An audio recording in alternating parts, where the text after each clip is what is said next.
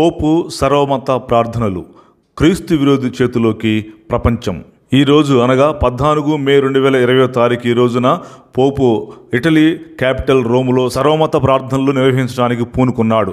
గత రోజుల్లో అబుదాబీలో లీడర్స్ని కలిసి ఆ మహమ్మదీ కంట్రీస్ అందరితో కూడా ఒక ఒప్పందం చేసుకున్నటువంటి రీతిగా ఆయన ఖచ్చితంగా దీన్ని చేస్తున్నాడు.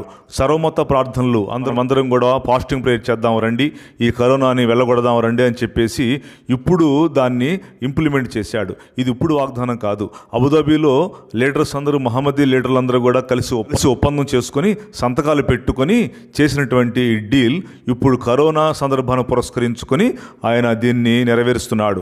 అన్ని మతాలు సమానమే, మనం ఫాస్టింగ్ ప్రేయర్ చేద్దాం రండి అని పెట్టాడు.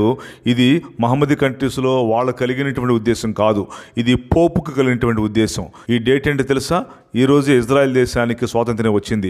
72 సంవత్సరాలైంది ఇజ్రాయెల్ దేశానికి స్వాతంత్ర్యం వచ్చింది. 14 మేనే ఇజ్రాయెల్ దేశానికి స్వాతంత్ర్యం వచ్చిన రోజునే సర్వమత ప్రార్థనలు చేద్దామని పెట్టాడు. గత రోజుల్లో కూడా ఇట్లాంటి ప్రార్థనలే సీనాయి కొండ మీద పెట్టారు. సర్వమత సమ్మేళనం అని ప్రపంచ దేశాధినేతలందరూ వచ్చారు, చాలా మతాల వాళ్ళు వచ్చారు. కానీ ఆ మత సమ్మేళనం జరగలేదు. ఒకరికొకరికి తగాదా పడిపోయి ఎవరి దేశాలకు వాళ్ళు వెళ్ళిపోయారు. అట్లాంటిది ఇప్పుడు పోపు దీనికి పూనుకున్నాడు. గత రోజుల్లో కూడా బైబిల్లో తప్పులున్నాయి, మార్చాలని కూడా చెప్పాడు. పరలోక ప్రార్థన అలా చేయకూడదు, పరలోక ప్రార్థన మార్చాలి, దాంట్లో తప్పులు ఉన్నాయని చెప్పాడు.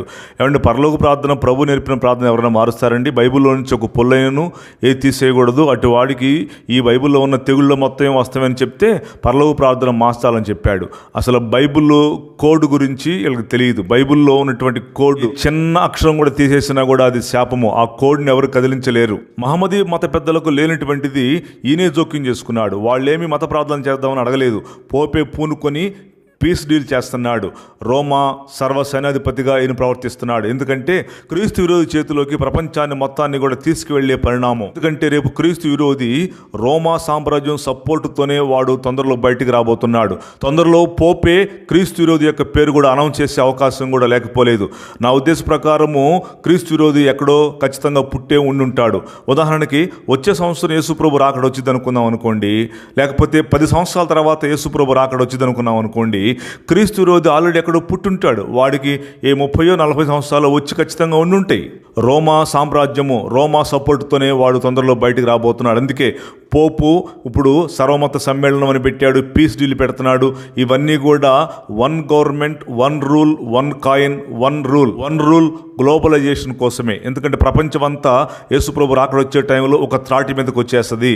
ప్రపంచంలో యూరోప్లో ప్రీ మేషన్స్ అని కమ్యూనిటీ తయారైంది. ఆ కమ్యూనిటీలో భాగస్థుడే ఈ పోపు కూడాను.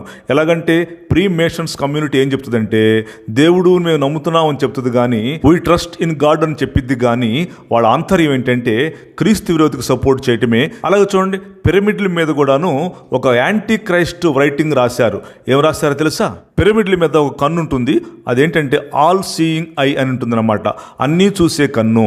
కానీ నేనే దేవుణ్ణి, నేను మిమ్మల్ని ప్రేమిస్తున్నాను, నేను అన్ని ప్రపంచానంతా చూస్తున్నానని ఆ కన్ను చెప్తున్నట్టుగా పిరమిడ్ల మీద ఉంటుంది. కానీ అదే క్రీస్తు విరోధి యొక్క గుర్తు అని కూడా మనం చెప్పుకోవచ్చు. ఆయన పోపు సర్వమతాలు అని ఇప్పుడు ఆయనంతటికి ఆయన జోక్యం చేసుకుని పెట్టడం ఏంటి? ఎవరు అడిగారు ఇప్పుడు ఏమి చేయమని? మహమ్మదీ కంట్రీస్ వాళ్ళందరూ అడిగారా? అడగలేదు. ఎందుకంటే రేపు క్రీస్తు విరోధి గాడికి రోమా సామ్రాజ్యమే సపోర్ట్ చేసింది, అంటే పోపే సపోర్ట్ చేస్తాడు. పోపు సపోర్ట్తోనే క్రీస్తు విరోధి బయలుపరచబడబోతున్నాడు. అది తొందరలో క్రీస్తు విరోధి చేతుల్లోకి ప్రపంచం అంతా వెళ్ళబోబోతుంది. 1 కరెన్సీ 1 వరల్డ్ 1 రూల్ 1 కాయిన్ రాబోతుంది. ఎందుకంటే యేసుప్రభు వచ్చేటువంటి రాకడ టైంలో దానియేలు గ్రంథం 9వ అధ్యాయంలో చెప్పినట్టుగా ఆ రాజుల కాలంలో పరలోకమందున దేవుడు ఒక రాజ్యం స్థాపిస్తాడు. ఏ రాజుల కాలంలో అంటే సముద్రంలో నుంచి ఒక మృగం వస్తుంది. ఆ మృగానికి 7 తలలు ఉన్నాయి, 10 కొమ్ములు ఉన్నాయి. దాని మీద ఒక స్త్రీ కూర్చుని ఉంది. అది ఒక వేశ్యలాగా పోల్చబడింది అన్నమాట. ఆ 10 కొమ్ములు 10 రాజ్యాలకు సూచన. ఆ 10 కొమ్ములు 10 రాజ్యాలు, ఆ రాజ్యాల కాలంలోనే ప్రభు పరలోకమందున దేవుడు ఒక రాజ్యాన్ని స్థాపిస్తాడు. ఆ 10 కొమ్ముల్లో ఒక చిన్న కొమ్ము, ఆ చిన్న కొమ్మే క్రీస్తు విరోధి. ఇప్పుడు ఆ 10 రాజ్యాలు కలిసిపోయినాయి. ఆ సముద్రం మధ్యధరా సముద్రం, ఆ మృగం వస్తున్న సముద్రం మధ్యధరా సముద్రము.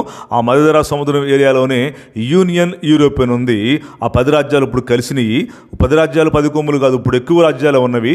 రేపు అవన్నీ తగాదా పడి వెళ్ళిపోతాయి. దాంట్లో రోము కూడా ఉంది, సిరియా కూడా ఉంది, అన్నీ కూడా ఉన్నవి. రేపు తగాదా పడి 10 కొమ్ములు కాబట్టి 10 రాజ్యాలే మిగులుతాయి అన్నమాట. ఆ 10 రాజ్యాలే రేపు ప్రపంచాన్ని ఏలబోతున్నాయి. దాంట్లోంచి క్రీస్తు విరోధి కూడా బయటికి రాబోతున్నాడు. తొందరలో ఈ పోపే అంటే రోమా సామ్రాజ్యమే క్రీస్తు విరోధి పేరు కూడా అనౌన్స్ చేసే అవకాశం అవకాశం ఉంది. ప్రకటన గ్రంథం మనం చూసినట్లయితే 17-18 అధ్యాయాల్లో ఆ మృగం మీద ఒక స్త్రీ కూర్చున్నది. ఆ స్త్రీనే ఖచ్చితంగా రోమా అని ఖచ్చితంగా మనం చెప్పుకోవచ్చు. బాబెలు అని చెప్పాడు కానీ ఆ బాబెలు దిక్కునే రోమా ఉంది కాబట్టి అది ఖచ్చితంగా రోమానే. ఆ స్త్రీ రోమా సామ్రాజ్యానికి గుర్తు కనుక ఖచ్చితంగా రోమా సామ్రాజ్యం సపోర్టుతోనే క్రీస్తు విరోధి బయటకు వస్తాడు. ఆ మృగం మీద కూర్చున్నటువంటి స్త్రీ ఒక వేశ్య అని అక్కడ పోల్చబడింది. దాంతో ప్రపంచ దేశాల వ్యాపారం చేస్తారు, ఆ వ్యాపారంతో మత్తులవుతారని కూడా ఉంది. అదే రోమా సామ్రాజ్యము ఇప్పుడు చేస్తున్న పని అదే. కానీ ఇదే స్త్రీ అంటే రోమా సామ్రాజ్యము అంటే ఆ స్త్రీకి మత్తులైనటువంటి వాళ్ళందరూ కూడా దానికి లోబడతారని కూడా ఉంది. ఖచ్చితంగా 10 రాజ్యాలు కూడా ఈ రోమా సామ్రాజ్యం లోబడతవి. ఆ రాజ్యాల్లో నుంచే క్రీస్తు విరోధి బయటకు వస్తాడు. ప్రకటన 17-18 అధ్యాయాలు మన విషయాలను చూడగలము. తర్వాత రోమా ఖచ్చితంగా పతనం అయిపోతుంది. అందుకే మనం చూసినట్లయితే రోమా సామ్రాజ్యం వాళ్ళే అందరినీ కూడా చంపారండి. అపోస్తులు అయినటువంటి వాళ్ళని చాలామందిని ఇటలీలో, రోమ్లోనూ చంపారు. వాళ్ళ రక్తాన్ని కూడా ఈ స్త్రీ చిందించినట్టుగా మనం చూస్తున్నాము. యేసుక్రీస్తు ప్రభువారిని కూడా సిలువేసి చంపింది కూడా రోమన్సే, రోమా సామ్రాజ్యం వాళ్ళే.